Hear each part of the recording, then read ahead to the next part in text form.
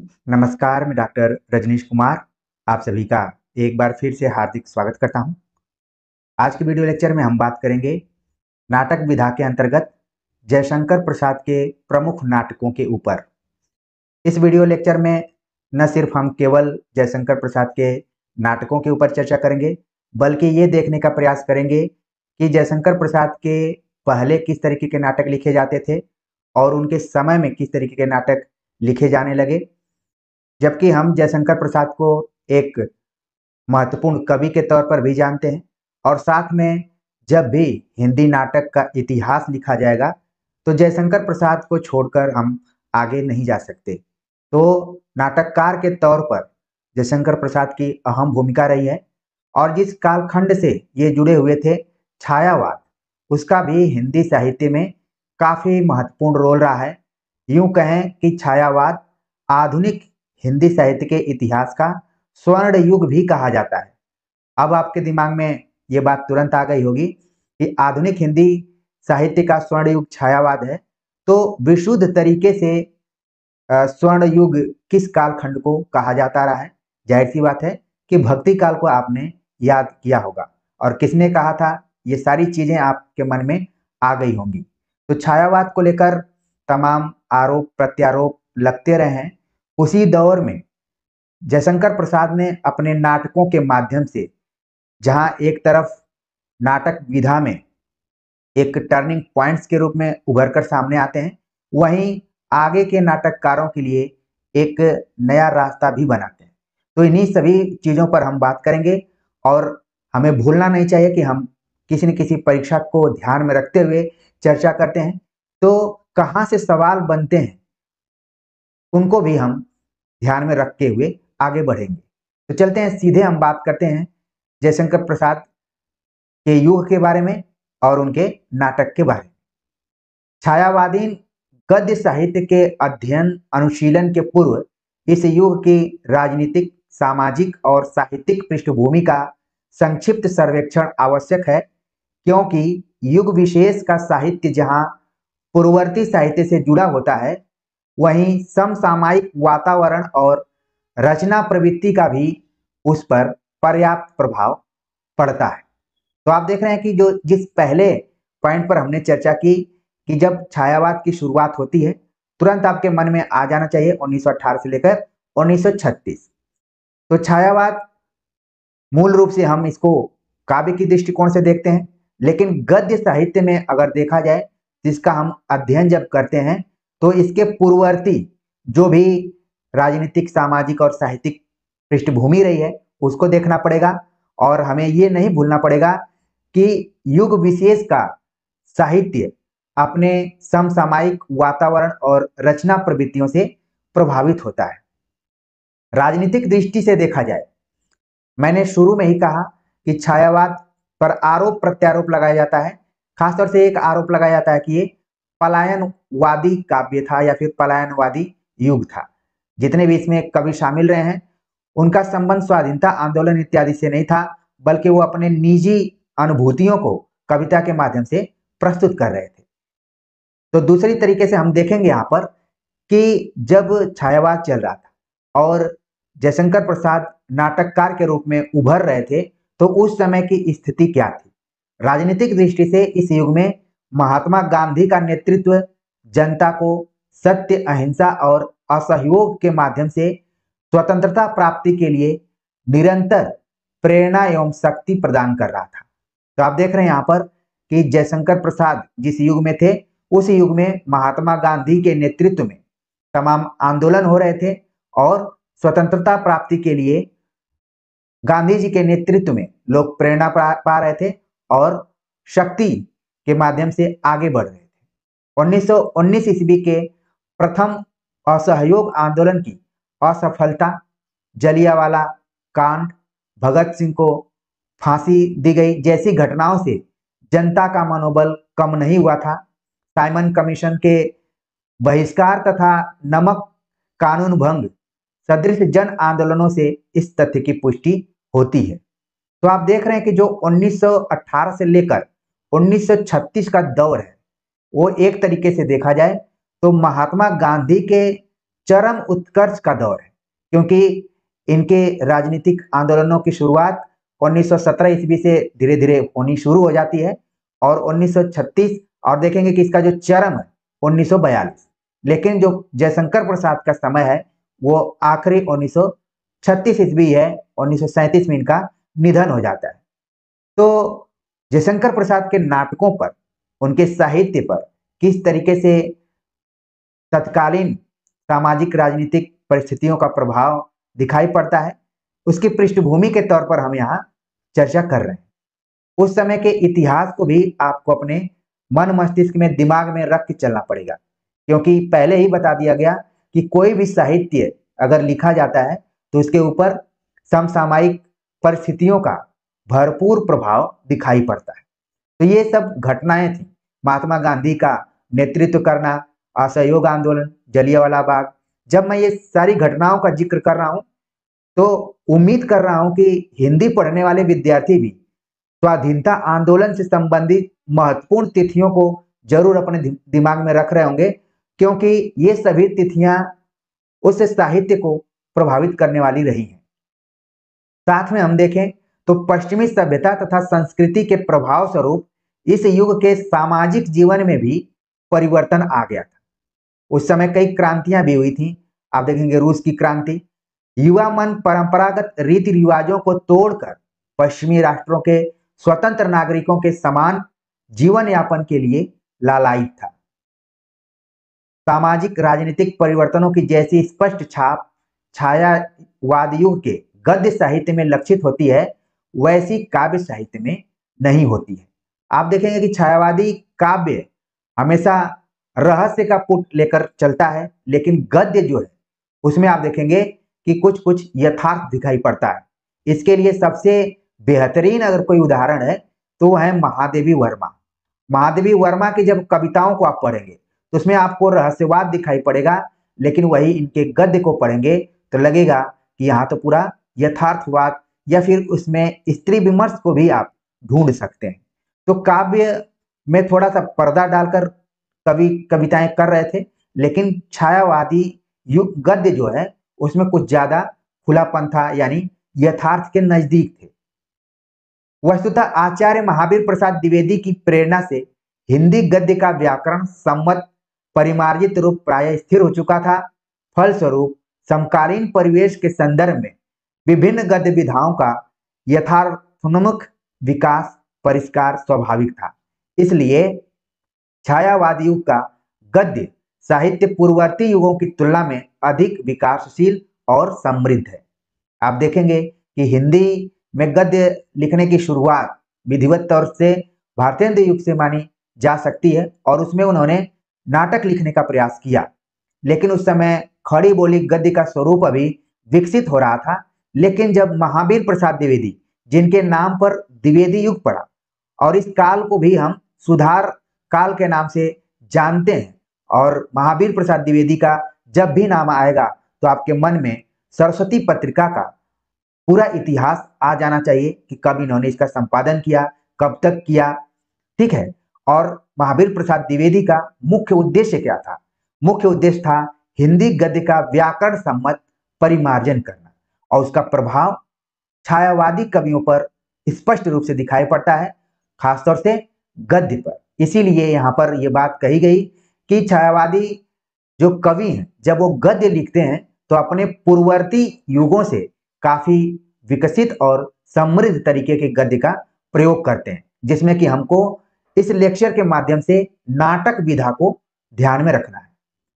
नामकरण की दृष्टि से विचार करें तो हिंदी नाट्य साहित्य के इस युग को प्रसाद युग कहना युक्ति संगत होगा।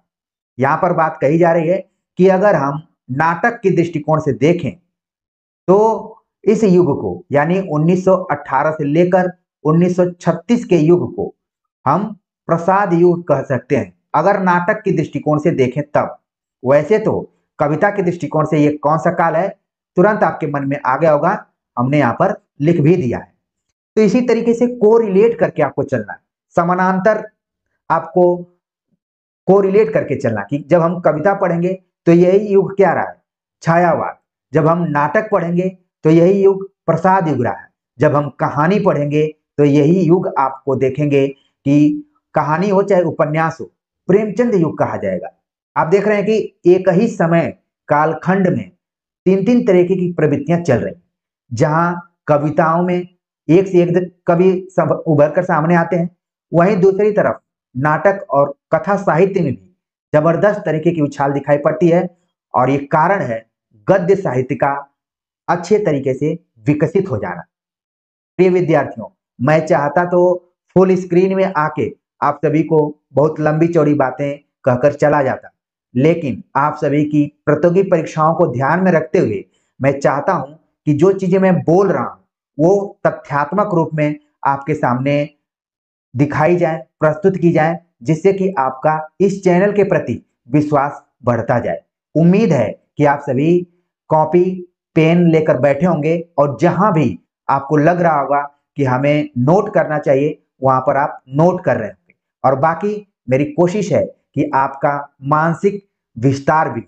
आप जो चीजें अपने महाविद्यालय और विश्वविद्यालयों के कक्षाओं में नहीं पढ़ पाए, यहां से उसको आप समझें।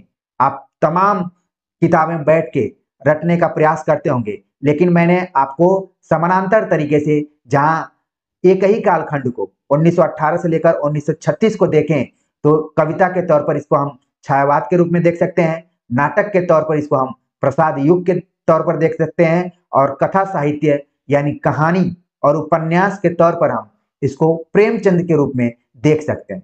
समय एक है, लेकिन देख रहे हैं कि साहित्य में वैविध्यता दिखाई पड़ रही है। उम्मीद है कि चीजें आप अच्छे से समझ रहे होंगे। तो कहा गया कि नाटक के दृष्टिकोण से इस युग को हम प्रसाद युग कहें तो कोई गलत नहीं बात होगी। यद्यपि प्रसाद जी ने सन 1918 के पूर्व ही नाटकों की रचना आरंभ कर दी थी, और इसका जिक्र हमने जब द्विवेदी युग के नाटकों पर किया था तो आपने देखा कि वहां पर जयशंकर प्रसाद का भी नाम आ रहा था, और मैंने इस बात को इंडिकेट भी किया कि आगे चलकर जब भी नाटक का इतिहास लिखा जाएगा तो उसके केंद्र में प्रसाद होंगे। लेकिन द्विवेदी युग से ही ये नाटक लिखना शुरू कर दिए थे। उनकी आरंभिक रचनाएं नाटक के तौर पर देखा जाए तो सज्जन, कल्याणी परिणय, प्रायश्चित, करुणालय, राजश्री हैं, लेकिन ये सभी नाटक नाट्य कला की दृष्टि से और अपरिपक्व प्रतीत होते हैं। यानी कि जिन नाटकों की वजह से जयशंकर प्रसाद को जाना जाता है, उनमें सज्जन, कल्याणी परिणय, प्रायश्चित, करुणालय, राजश्री इत्यादि नाटक नहीं है, बल्कि आगे हम देखेंगे कि वो कौन से नाटक हैं जिनके वजह से जयशंकर प्रसाद को हम जानते हैं। आगे बात कही जा रही है कि आरंभिक रचनाएं अपरिपक्व तो दिखाई पड़ती हैं, लेकिन ऐसा लगता है कि जयशंकर प्रसाद नाटककार के रूप में एक माध्यम की कोई खोज कर रहे थे, या फिर कवि रूप के साथ साथ, कवि के साथ साथ वो अपने नाटककार व्यक्तित्व को भी पाठकों के सामने लाने का प्रयास कर रहे थे। तो कौन कौन से उन्होंने नाटक लिखे हैं? जब आप रामचंद्र तिवारी की किताब पढ़ेंगे हिंदी का गद्य साहित्य, तो उसमें उन्होंने जयशंकर प्रसाद के कुल 12 नाटकों की चर्चा की है।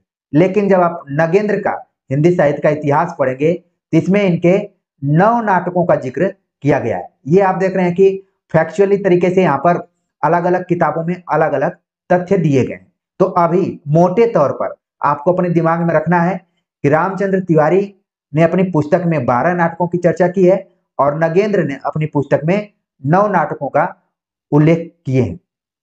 कौन कौन से वो नाटक हैं?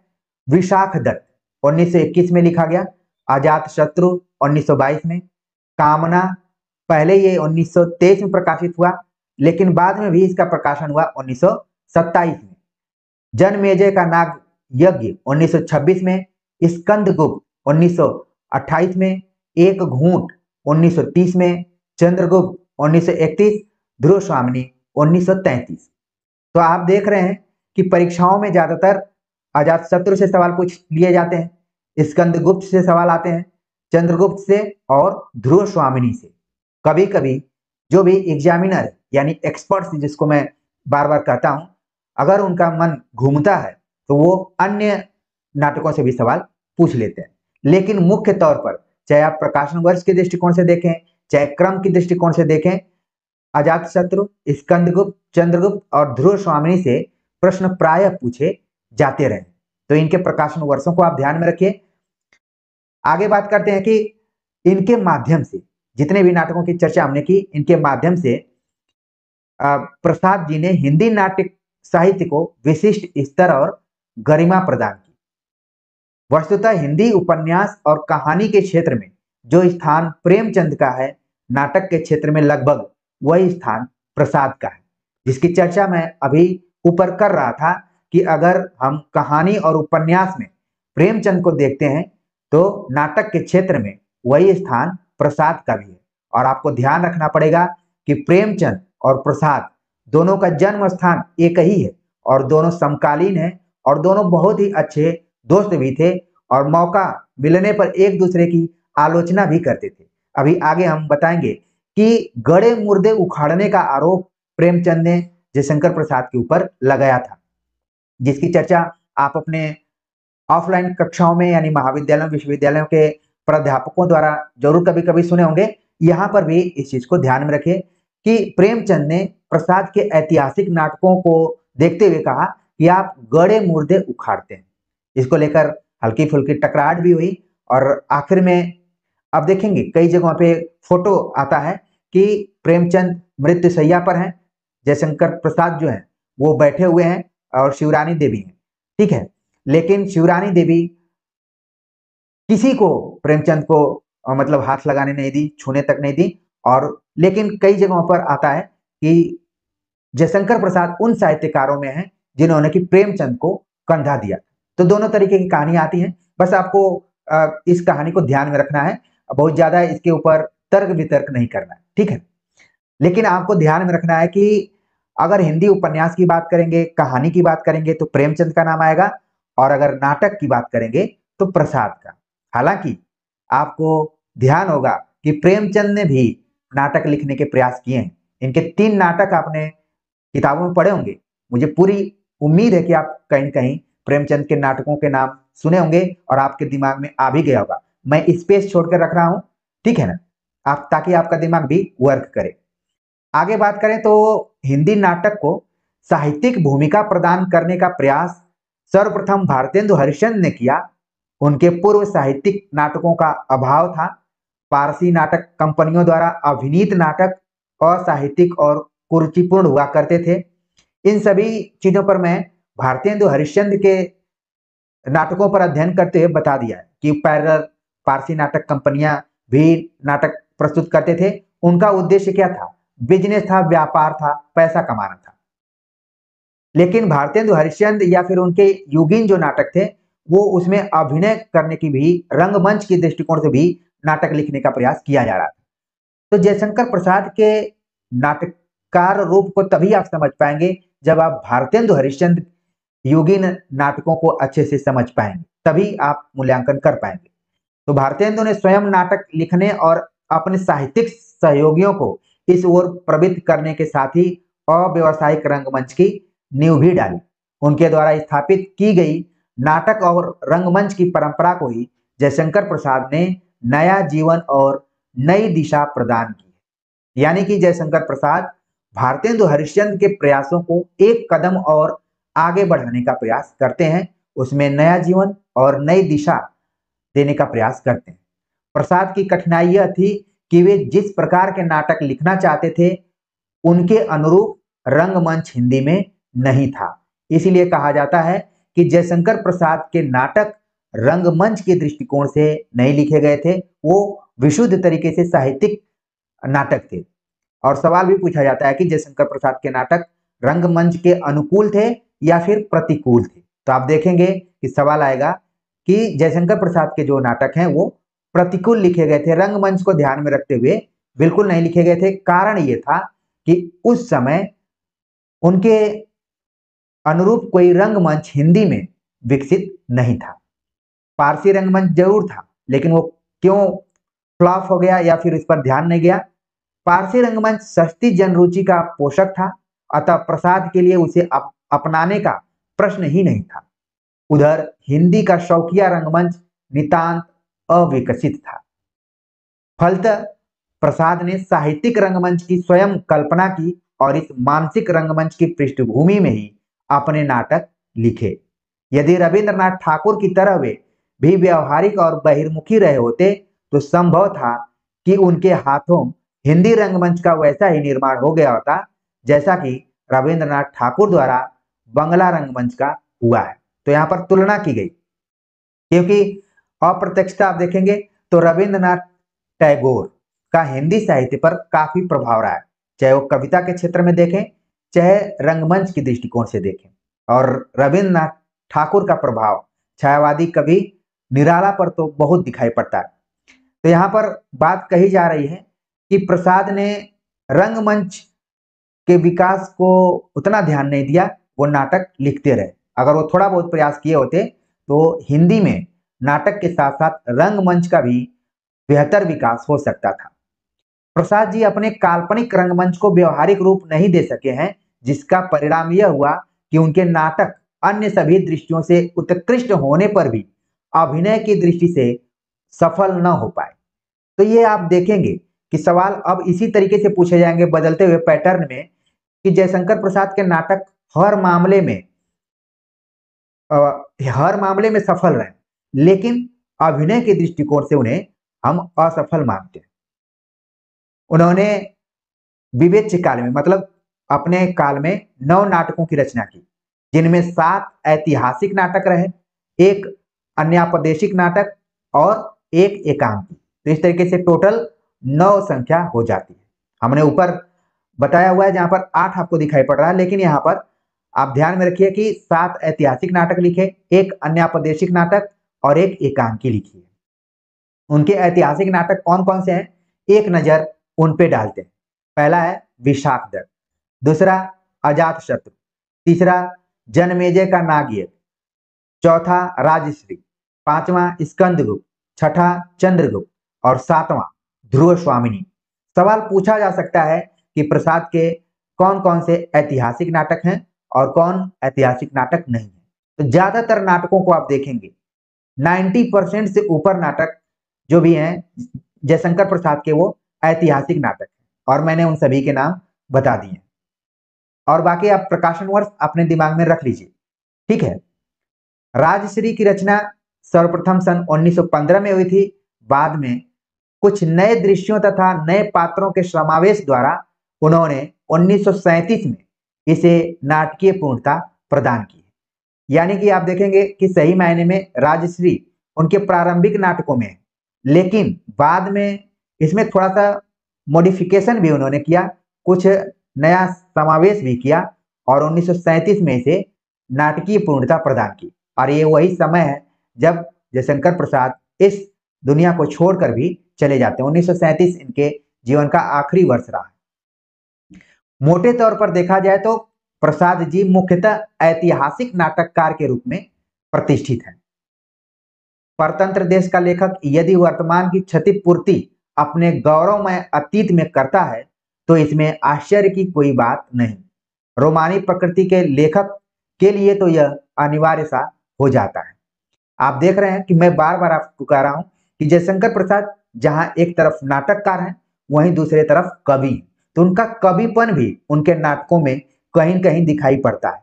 आपने जो गीत योजना देखी होगी इनके नाटकों में, वो कहीं न कहीं इनका कवि रूप जो है वो उभर कर सामने आ जाता है। तो यहाँ पर बात बताई जा रही है कि देश जब गुलाम हो तो लेखक का जो दायित्व है कि वर्तमान की क्षतिपूर्ति अपने गौरवमय अतीत को याद करके करता है, और प्रसाद के लिए बहुत आसान चीज थी। प्रसाद जी रोमानी प्रकृति के कवि थे, अतः उन्होंने देश में गौरवमय अतीत को अपने नाटकों का विषय बनाया है। यानी जयशंकर प्रसाद के नाटक जहां ऐतिहासिक हैं, साथ में आपको रखना है देश में गौरवमय अतीत को उन्होंने अपने नाटकों के केंद्र में रखा है।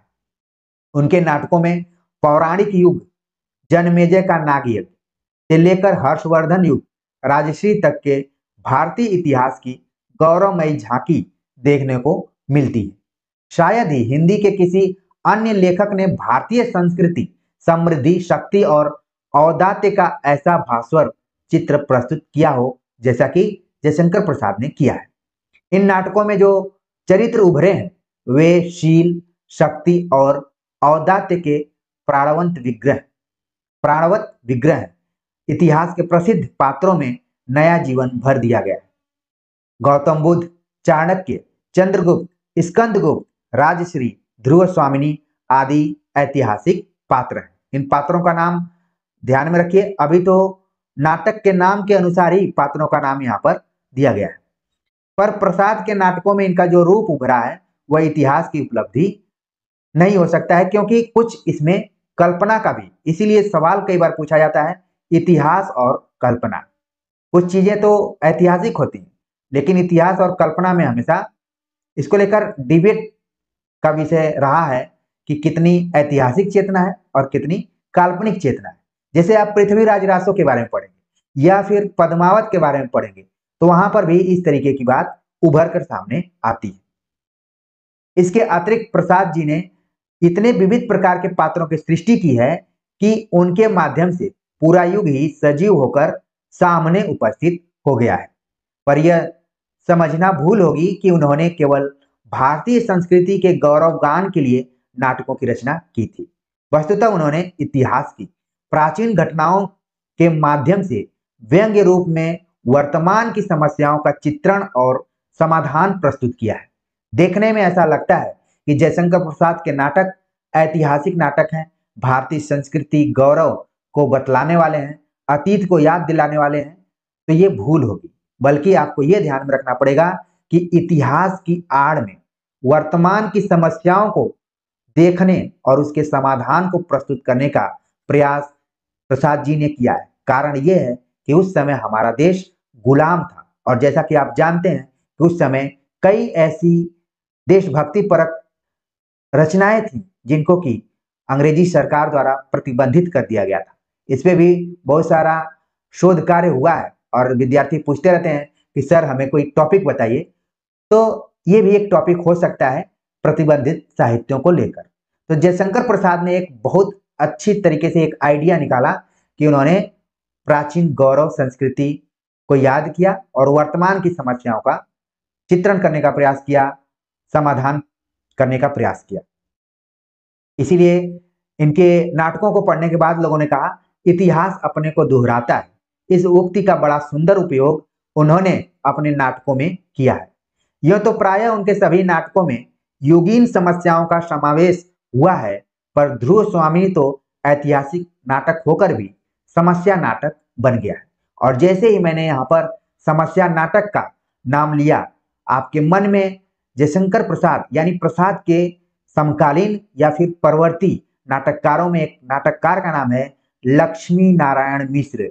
बिल्कुल आपके दिमाग में आ गया होगा कि हाँ सर, बिल्कुल आपने सही कहा कि लक्ष्मी नारायण मिश्र, जिनको कि समस्या नाटककार के तौर पर जानते हैं। तो उन्होंने अचानक इस तरीके से नहीं लिखना शुरू किया, बल्कि अपने समकालीन जयशंकर प्रसाद के नाटक ध्रुव स्वामिनी इत्यादि का प्रभाव लेते हुए एक खास प्रवृत्ति को आगे बढ़ाने का प्रयास किया है। इसलिए प्रसाद को अतीत के स्वर्ण युग में विचरण करने वाले या गड़े मुर्दे उखाड़ने वाले लेखक के रूप में अगर कोई देखता है तो ये न्याय संगत या सही बात नहीं होगी, क्योंकि उन्होंने जो भी गड़े मुर्दे उखाड़े हैं, इस प्रसंग का जिक्र मैंने प्रेमचंद के समय में किया था, अभी जब प्रेमचंद की चर्चा कर रहे थे। तो ये केवल गड़े मुर्दे उखाड़ने वाली बात नहीं है, बल्कि वर्तमान समय की जो समस्या है उसको चित्रित करना और साथ में उस समस्या से कैसे निदान पाया जाए उसको भी प्रस्तुत करने का प्रयास जयशंकर प्रसाद ने अपने नाटकों के माध्यम से किया है। उनकी प्रवृत्ति रोमानी अवश्य थी, पर उनमें सामाजिक जागरूकता का अभाव नहीं था। जो छायावादी लेखकों पर आरोप लगाया जाता है कि वो पलायनवादी हैं, वो उनके रोमानी वजह से कहा जाता था। रोमांटिसिज्म, जिसका एक नाम आप जानते हैं, रोमांटिक तौर पर के प्रवृत्ति के आधार पर कहा जाता था। लेकिन ऐसा नहीं है कि उनमें सामाजिक जागरूकता का अभाव है, बल्कि वो भी चिंतन मनन करते हैं। वो भी चाहते हैं कि देश कैसे आजाद हो, या फिर स्वाधीनता सेनानियों को कैसे हम प्रेरित करें या फिर उनको उत्साहित करें। प्रसाद के नाटकों में शिल्प पर कई तरह के प्रभाव दिखाई पड़ते हैं। उनके सामने संस्कृत नाट्य साहित्य की गौरवमयी परंपरा तो थी, अंग्रेजी के प्रसिद्ध नाटककार भी थे जिनमें शेक्सपियर की कृतियां भी थी। अब समस्या यहां पर आ रही है कि जयशंकर प्रसाद के नाटकों का जो शिल्प है, अभी तक हम लोग कथ्य के बारे में बात कर रहे थे, लेकिन शिल्प जो उसकी बनावट है, उसकी जो भाषा शैली है, उसकी जो संवाद योजना है, उस पर भी कई तरीके के प्रभाव दिखाई पड़ते हैं। पहला प्रभाव तो पारंपरिक ढंग से संस्कृत नाटकों का है, साथ में अंग्रेजी नाटकों का भी प्रभाव दिखाई पड़ता है। और ये नहीं भूलना चाहिए कि उसी समय हिंदी नाटक पर शुरुआत में आप देखेंगे कि अनुदित नाटक भी लिखे जा रहे थे, जो कि ज्यादातर संस्कृत, बांग्ला और अंग्रेजी से थे। तो समकालीन बंगला नाटककार जिनमें द्विजेंद्र लाल राय प्रमुख थे, शेक्सपियर के नाटकों से प्रभावित थे। प्रसाद पर इनका भी प्रभाव पड़ा था। यही नहीं, पारसी नाटक कंपनियों का, जिन्हें वे बिल्कुल भी सहन नहीं करते थे, प्रभाव उन पर भी अप्रत्यक्ष रूप से पड़े बिना न रहा। यानी आप देख रहे हैं कि जयशंकर प्रसाद ऐसे वक्त में नाटक लिख रहे थे, उस वक्त कई तरीके की परंपराएं चल रही थी, संस्कृत, अंग्रेजी, बांग्ला और साथ में पारसी थिएटर यानी नाटक कंपनियां भी जो कुछ नाटक लिख रही थी और उनको प्रस्तुत कर रही थी, उसका प्रभाव इनके ऊपर थोड़ा बहुत पड़ा हुआ है। उनके आरंभिक नाटकों में गद्यात्मक वार्तालापों के बीच तुकबंदी, पद्यात्मक संवाद तथा नर्तकियों का नाचते हुए प्रवेश आदि पारसी नाटकों के प्रभाव से ही आए जान पड़ते हैं।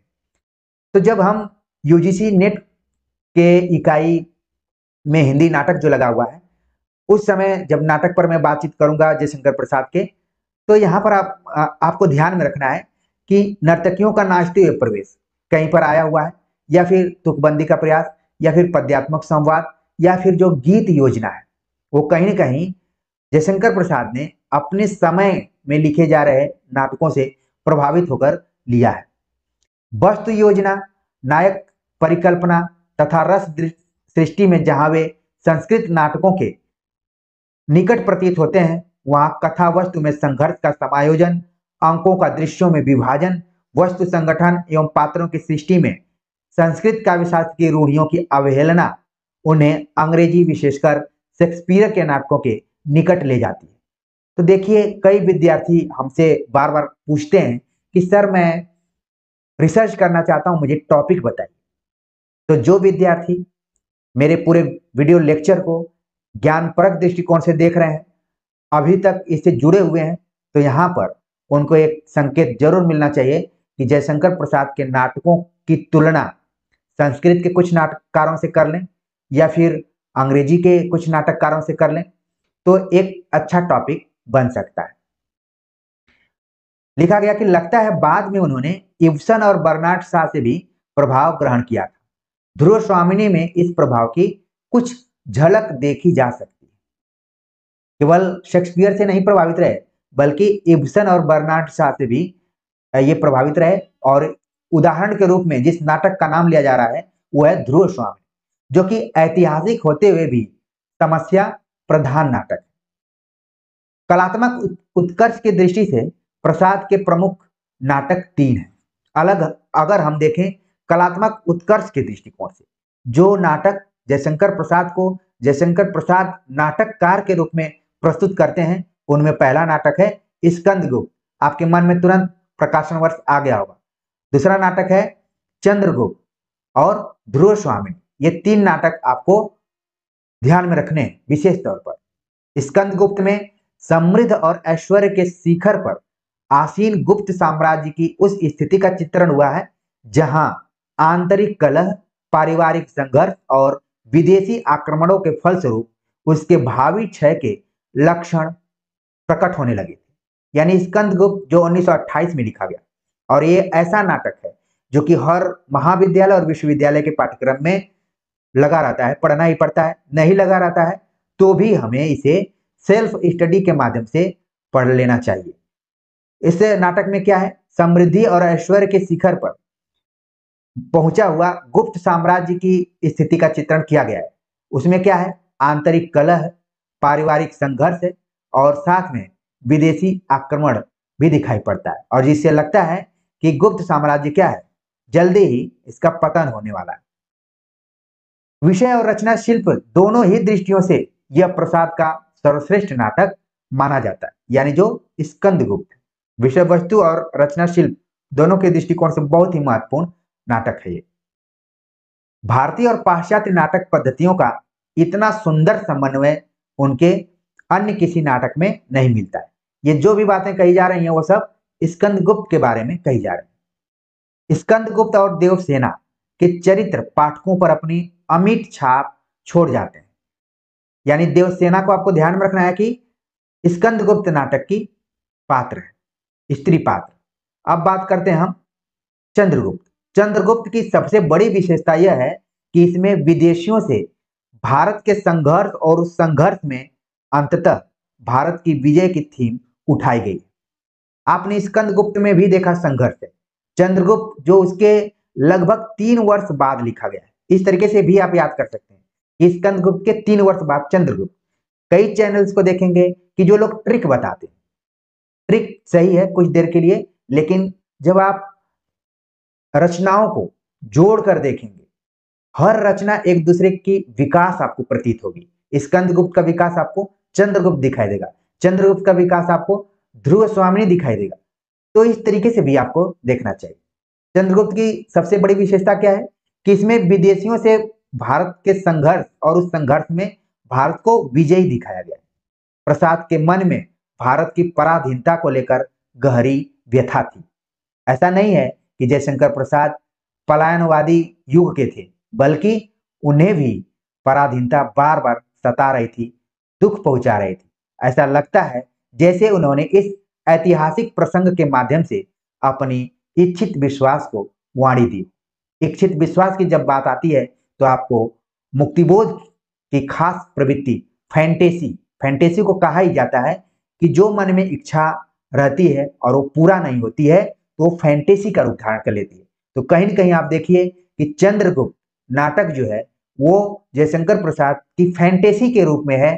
वो जिस तरीके से चंद्रगुप्त में भारत को विजयी दिखाते हैं, वो सही मायने में भारत को विजयी देखना चाहते हैं, लेकिन ऐसा हो नहीं सका। 10 साल पहले ही वो इस दुनिया को छोड़ चुके थे। भारत आजाद होता 1947 में और निधन 1937 में हो गया जयशंकर प्रसाद का।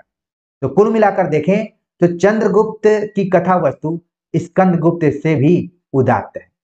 चाणक्य, चंद्रगुप्त, मालविका, कार्नेलिया आदि के रूप में उन्होंने अनेक प्रभावशाली चरित्र हमें दिए हैं। ये सभी चरित्र आप देखेंगे कि ऐतिहासिक भी हैं और प्रभावशाली भी, पर शिल्प की दृष्टि से यह अपेक्षाकृत शिथिल कृति है।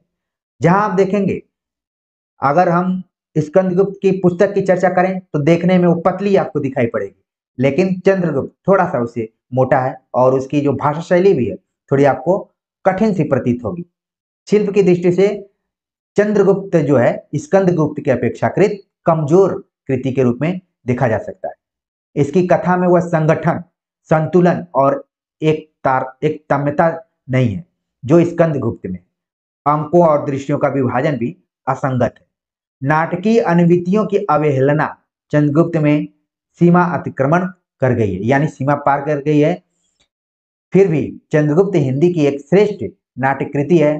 प्रसाद की प्रतिभा ने इसकी त्रुटियों को ढक दिया है। ठीक है, तो ये बातें यहाँ पर आप ध्यान में रखें कि चंद्रगुप्त और स्कंदगुप्त की क्या खास विशेषताएं रही हैं, इनको अंतर करके जरूर अपने दिमाग में रखिए। प्रसाद के नाटकों में ध्रुव स्वामिनी का विशिष्ट स्थान है। यद्यपि यह भी मूलतः ऐतिहासिक नाटक और इतिहास की एक अत्यंत नाजुक घड़ी का चित्रण इसमें हुआ है, पर इसका विशेष महत्व समस्या नाटक के रूप में ऊपर भी हमने चर्चा कर ली थी।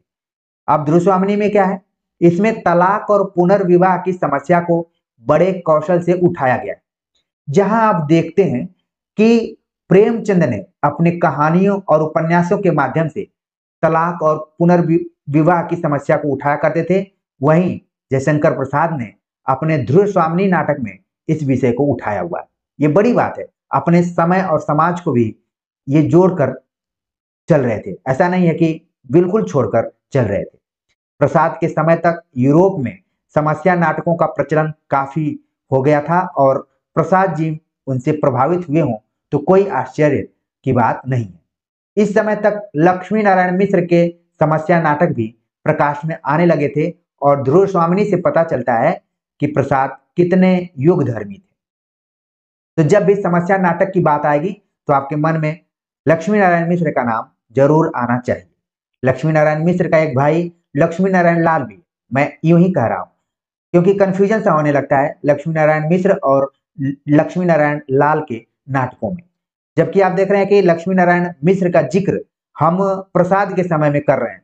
जब लाल की बात करेंगे तो लाल आप देखेंगे कि आजादी के बाद के नाटककार रहे हैं, उन पर भी हम आगे चर्चा करेंगे तो और चीजें क्या हो जाएंगी, क्लियर हो जाएंगी। अभी अपने दिमाग में इतनी बात को रखिए। कामना और एक घूंट भी उनके उल्लेखनीय नाटक है, यानी कि जयशंकर प्रसाद के नाटकों में कामना और एक घूंट को भी देखा जा सकता है। कामना संस्कृत के प्रबोध चंद्रोदय की शैली का अन्योपदेशिक नाटक है। ये बहुत ही महत्वपूर्ण पॉइंट यहाँ पर हमने आप सभी को डिस्कस किया। आपने पिछले साल के क्वेश्चन पेपर इत्यादि में भी देखा होगा और यूजीसी नेट के क्वेश्चन पेपर में तो एक बार आ चुका है कि जयशंकर प्रसाद का कौन सा नाटक जो है प्रबोध चंद्रोदय की शैली पर लिखा गया है। तो नाटक कोई और नहीं है बल्कि कामना है और ये क्या है, अन्योपदेशिक नाटक के श्रेणी में भी रखा जाता है। एक चीज आपको ध्यान में रखना पड़ेगा, तुरंत आपके दिमाग को दौड़ा के ले जाना पड़ेगा भारतेंदु युग में।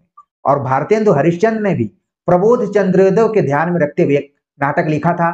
मैं आप सभी से उम्मीद करूंगा कि कमेंट्स कर जरूर बताएंगे कि जिस तरीके से कामना प्रबोध चंद्रोदय पर आधारित है उसी तरीके से भारतेंदु हरिश्चंद्र का कौन सा नाटक है, क्योंकि बदलते हुए पैटर्न में इस तरीके से सवाल पूछे जाने की संभावना ज्यादा है।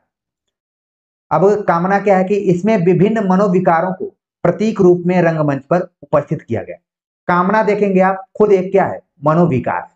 जैसे हम लोग बोलते हैं कि शुभ कामना, ठीक है, यात्रा कामना पूर्ण तरीके से पूरी हो। कामना ये क्या हमारी इच्छा है, मनोविकार है एक तरीके से देखा जाए तो। उनके कार्यकलापों द्वारा मानव सभ्यता और संस्कृति के विकास की कथा प्रस्तुत की गई है कामना में। यद्यपि नाट्य शिल्प की दृष्टि से इसे महत्व नहीं दिया जा सकता, पर इससे प्रसाद की प्रयोग धर्मिता का तो पता चल ही सकता है। जब भी प्रयोग की बात आती है तो आपके मन में, जी बिल्कुल आपके मन में अज्ञेय का नाम आ गया होगा, क्योंकि सिर्फ अज्ञेय ही नहीं प्रयोगवादी थे, बल्कि आप देखेंगे कि जयशंकर प्रसाद भी प्रयोगवादी थे, प्रेमचंद भी प्रयोगवादी थे अगर एक नजरिए से देखा जाए तो। लेकिन प्रयोगवाद किसके नाम पे फिक्स हो गया है, वो है अज्ञेय। एक घूंट भी विषय की दृष्टि से अन्योपदेशिक नाटक है, पर इसका विशेष महत्व इसके एकांकी होने में है। एक घूंट खूब परीक्षाओं में पूछा जाता है कि किस विधा में एकांकी, लेकिन ये भी देखेंगे आप तो कामना की ही श्रेणी में है, अन्योपदेशिक नाटक के तौर पर भी देखा जा सकता है। समूचे नाटक में एक अंक और एक दृश्य है। यद्यपि आधुनिक एकांकी की एक लक्ष्यता, तीव्रता और यथार्थ बोध का इसमें नितांत अभाव है, पर नाट्य शिल्प की दिशा में प्रसाद जी का यह प्रयोग उपेक्षणीय नहीं माना जा सकता। प्रसाद के नाटकों के अवलोकन से यह तथ्य बड़े स्पष्ट रूप में सामने आता है कि वे प्रत्येक श्रेष्ठ लेखक की तरह स्वयं भी प्रयोग धर्मी थे। उन्होंने कभी भी अपने आप को दोहराया नहीं। आप जितने भी नाटक देखेंगे, जयशंकर प्रसाद ने हर नाटक में अलग विषय वस्तु और शिल्प को प्रयोग के तौर पर देखने का प्रयास किया है।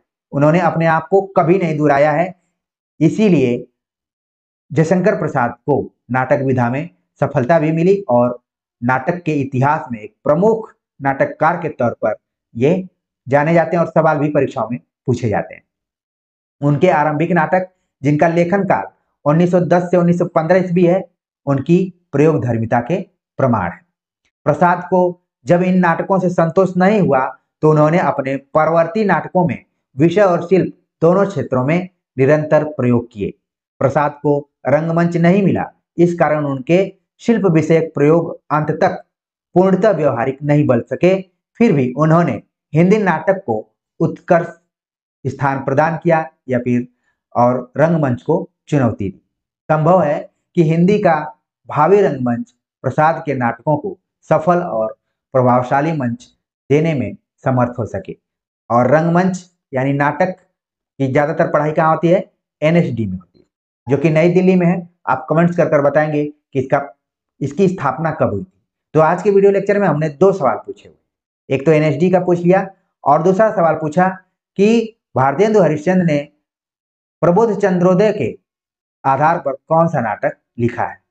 उम्मीद है कि इस पूरे वीडियो लेक्चर में आपने जयशंकर प्रसाद के नाटकों से परिचय प्राप्त किया होगा और साथ में कहाँ से सवाल उठते हैं, कैसे सवाल बनते हैं, उससे भी परिचय प्राप्त कर लिया होगा।